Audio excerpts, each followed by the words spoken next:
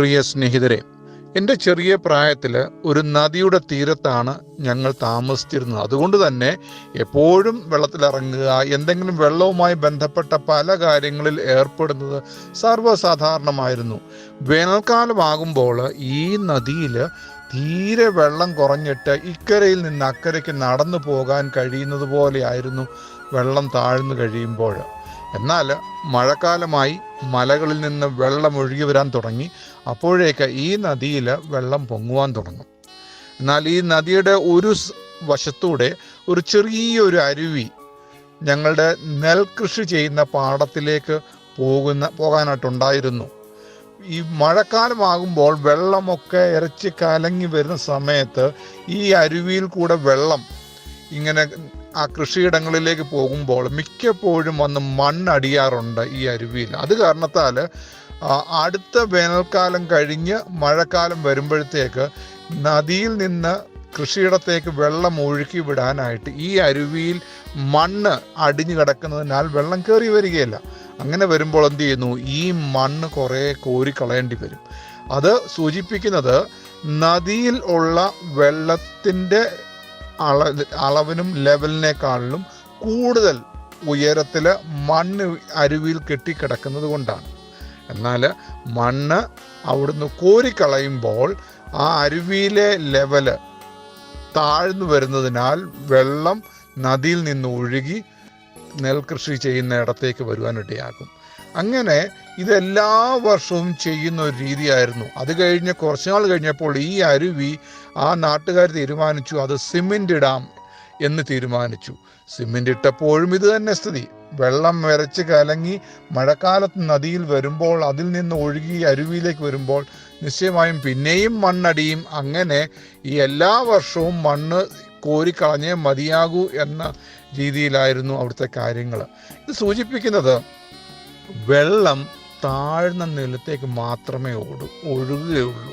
കാരണം അത് പ്രകൃതിയുടെ ഒരു പ്രതിഭാസമാണ്. ദൈവസന്നിധിയിൽ വരുന്ന നമുക്കും ഒരു താഴ്മയും വിനയവും ആവശ്യമാണെന്ന് ബൈബിൾ നമ്മളോട് പറയുന്നു.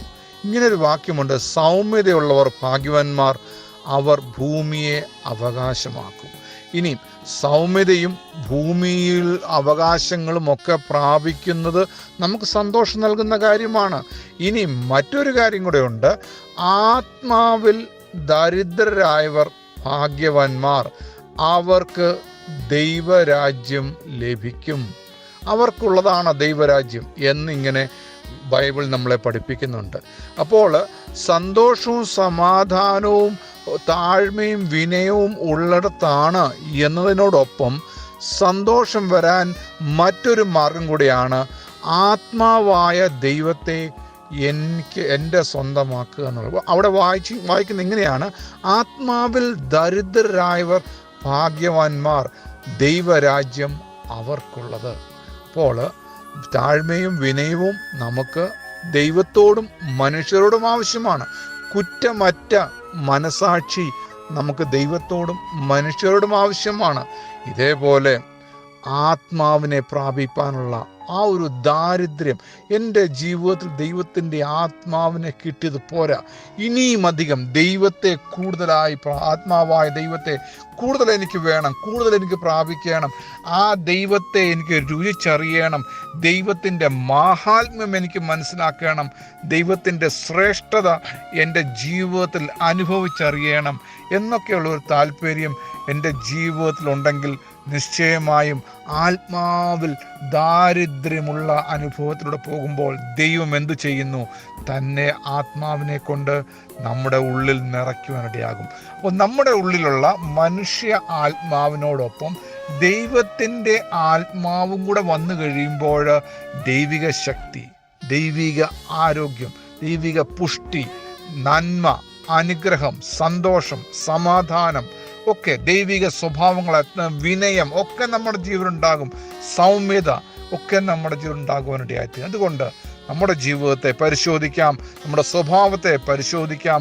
സന്തോഷം കെടുത്തുന്ന, സമാധാനം കെടുത്തുന്ന, സ്വസ്ഥതയെ കെടുത്തുന്ന സ്വഭാവങ്ങൾ നമ്മുടെ ജീവിതത്തിലുണ്ടെങ്കിൽ അതൊക്കെ മാറ്റി വെച്ചിട്ട് ദൈവമേ, സൗമ്യതയുള്ള, താഴ്മയുള്ള, വിനയമുള്ള സ്വഭാവമുള്ളവനായി ഞാൻ ജീവിക്കും. ആത്മാവിൽ ഒരു ദാരിദ്ര്യമുള്ള അനുഭവം പോലെ, ദൈവമേ എനിക്ക് കൂടുതൽ വേണം, ഇപ്പോൾ ഉള്ളത് പോരാ, ദൈവത്തെ കൂടുതൽ അനുഭവിച്ചറിഞ്ഞ് സന്തോഷിച്ച് ദൈവത്തെ മഹത്വപ്പെടുത്തിക്കൊണ്ട് എനിക്ക് ജീവിക്കണം എന്നൊരു താല്പര്യം നമുക്കുണ്ടാകട്ടെ. താഴ്ന്ന നിലത്തേക്ക് മാത്രമേ വെള്ളം ഒഴുകുകയുള്ളൂ.